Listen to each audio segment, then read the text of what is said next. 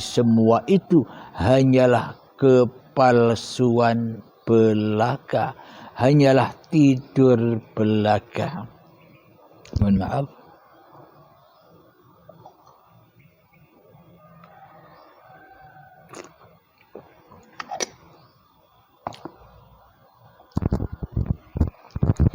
Alhamdulillahirabbil alamin. Itulah yang dimaksud hati yang masih tidur, iman yang masih runtuh, iman yang belum bangun, kesadarannya belum bangun di dalam bertuhan. Jadi inilah yang dimaksud tidur itu.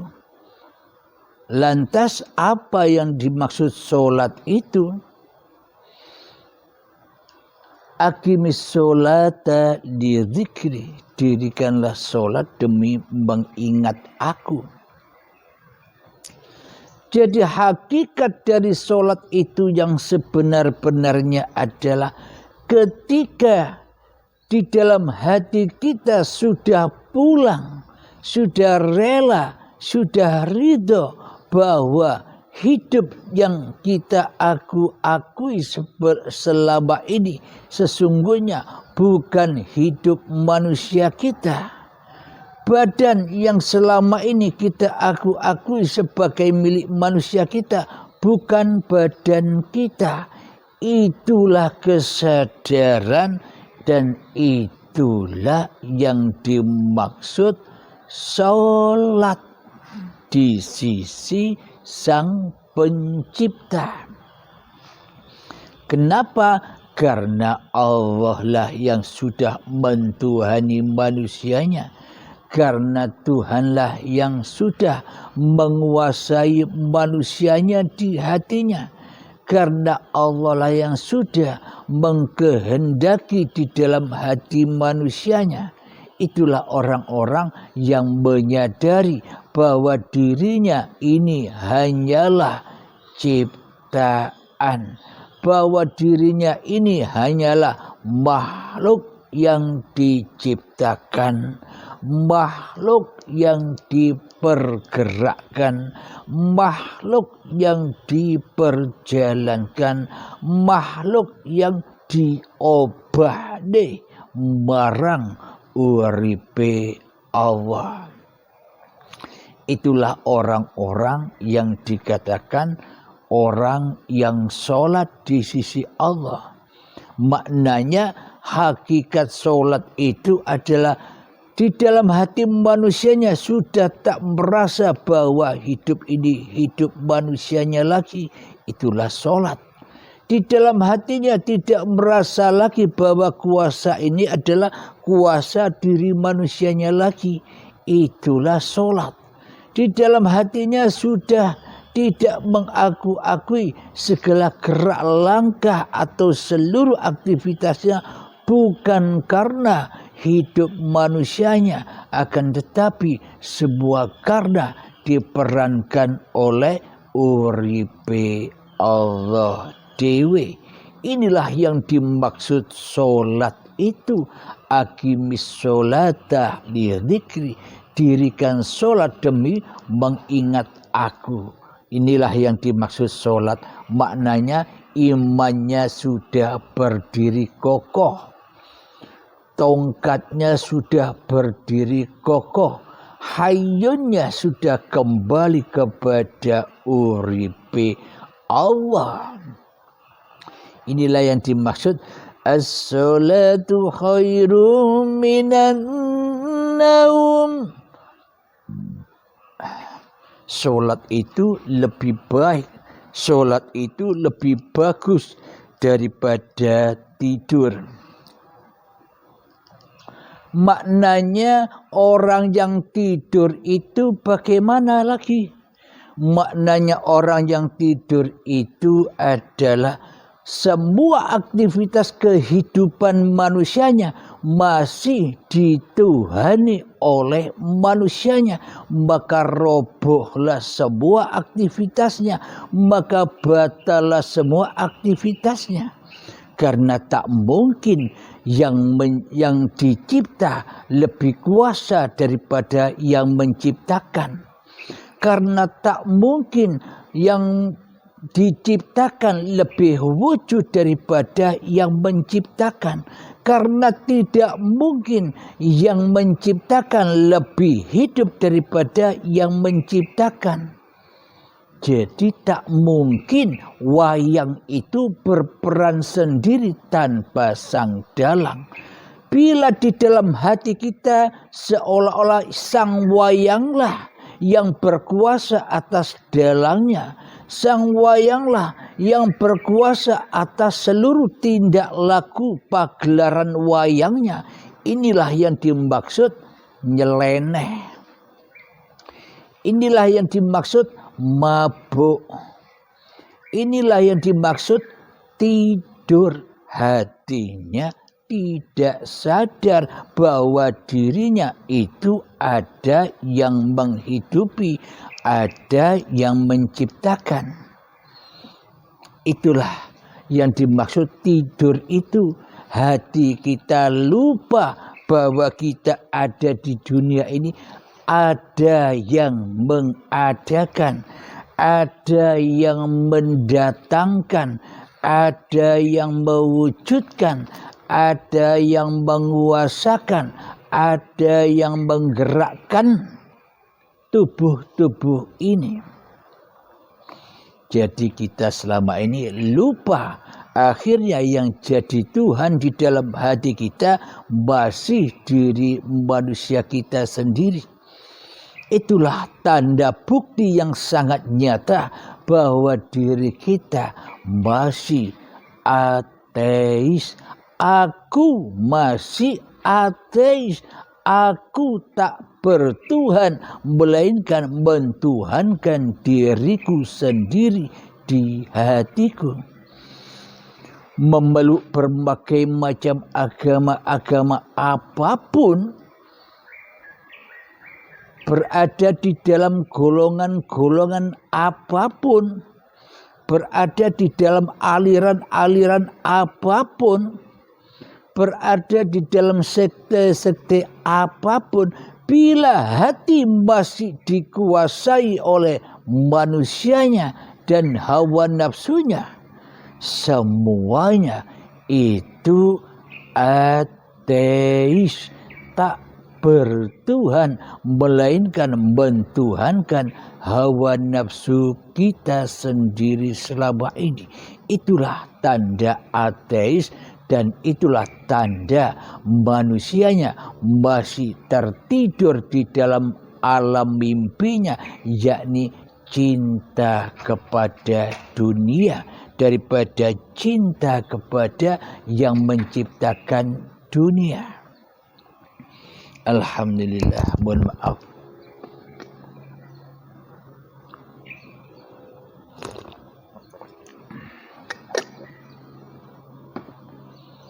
Mohon maaf sambil ngerokok biar tidak ngantuk.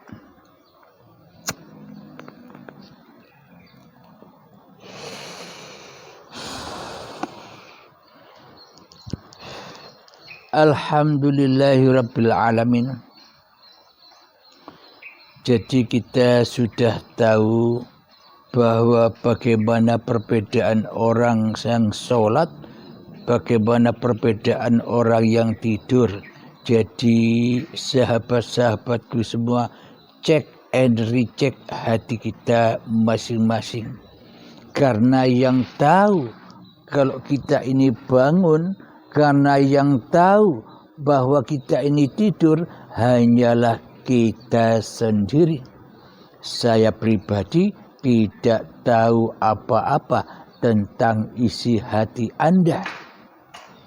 Karena saya bukan orang makrifat, karena saya bukan orang yang sakti yang bisa merogoh sukmo Anda semua.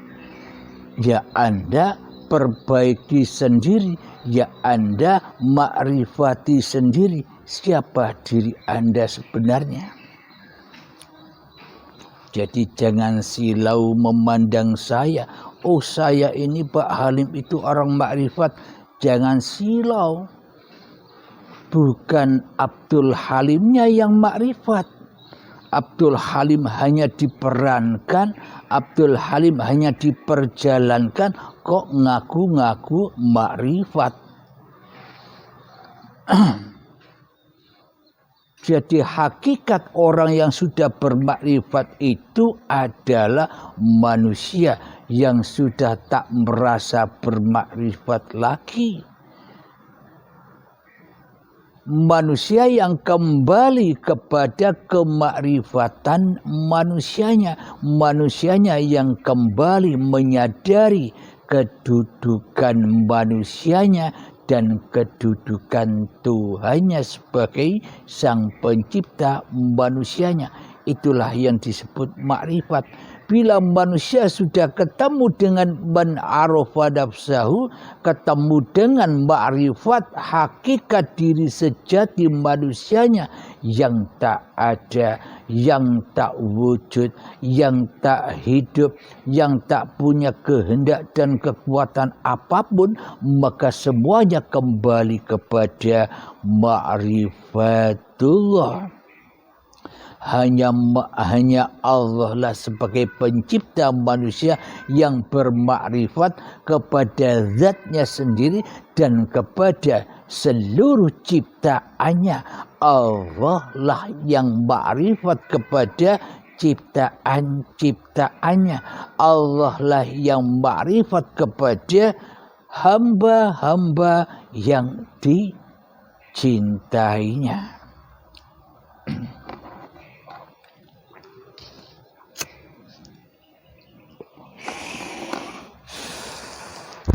Alhamdulillahirabbil alamin. Jadi akuilah sahabatku, terutama saya sendiri selama ini masih ateis.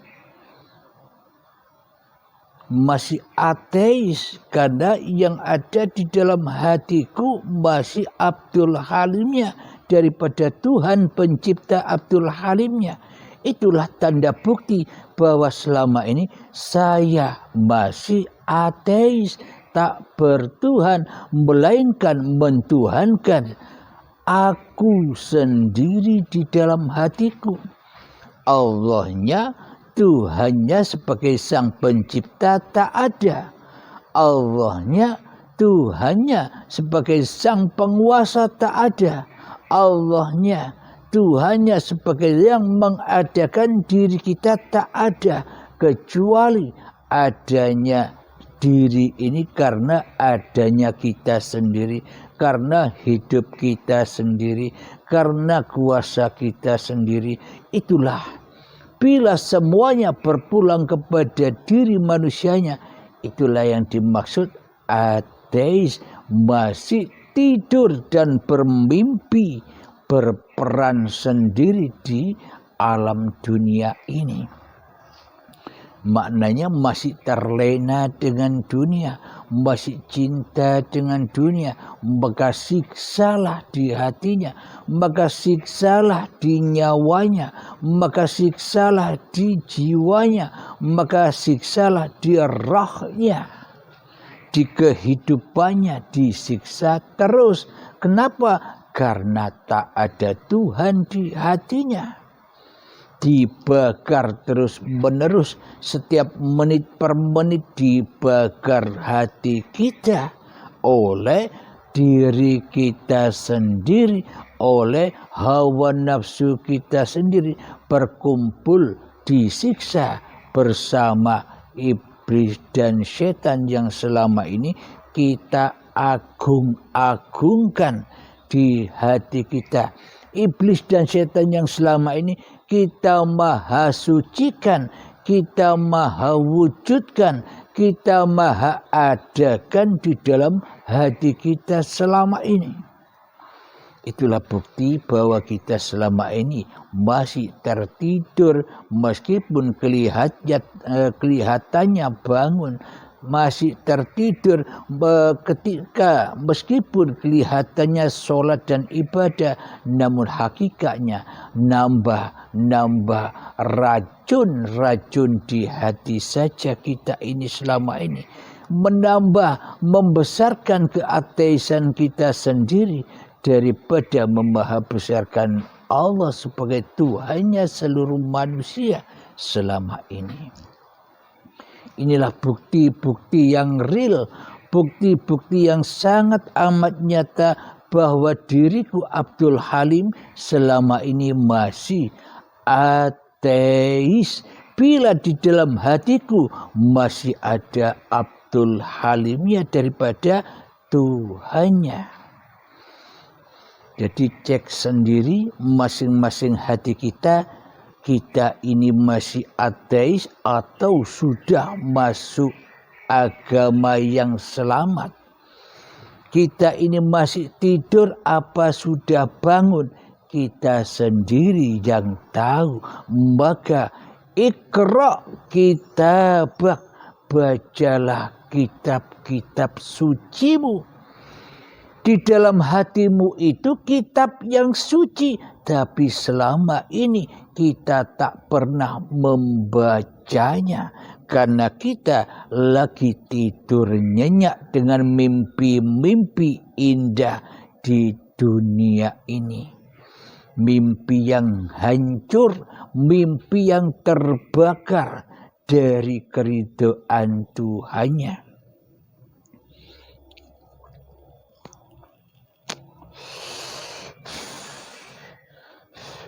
Bismillahirrahmanirrahim. Wa ma khalaqtul jinna wal insa illa liya'budun. Tidak kuciptakan jin dan manusia hanyalah untuk mengabdi kepadaku. Maknanya hanyalah untuk selalu pulang dan pulang rojiun kepadaku apapun yang dikerjakannya. Itulah yang dimaksud mengabdi. Namun bila di dalam hati kita selalu pulang dan pulang kepada hawa nafsu kita sendiri, kita pulang dan pulang kepada kewujudan diri kita sendiri, kita di hati kita pulang dan pulang kepada kekuasaan diri kita sendiri di hati kita, selamanya kita hanyalah memerangi Allah, membunuh Allah, membunuh kesadaran kita sendiri selama ini. Apakah kita bisa beribadah sementara Allah tak wujud buat kita? Apakah kita bisa sholat dengan khusyuk sementara Allah gaib bagi kita? Apakah kita bisa mendapatkan pahala-pahala dan surga sementara yang punya, yang berkuasa atas pahala dan yang berkuasa atas surga kita tiadakan di hati kita? Apakah mungkin kita mendapatkan pahala dan surga? Itu semua hanya mimpi. Coba renungkan. Selama ini kita beribadah yang kita harap pahala dan surga. Mana mungkin kita bisa mendapatkan itu semua bila kepada yang berkuasa atas pahala dan berkuasa atas surga saja kita tidak mau berjumpa. Kita tidak mau mengenali, ya semuanya hanyalah fata morgana, tipuan-tipuan iblis saja.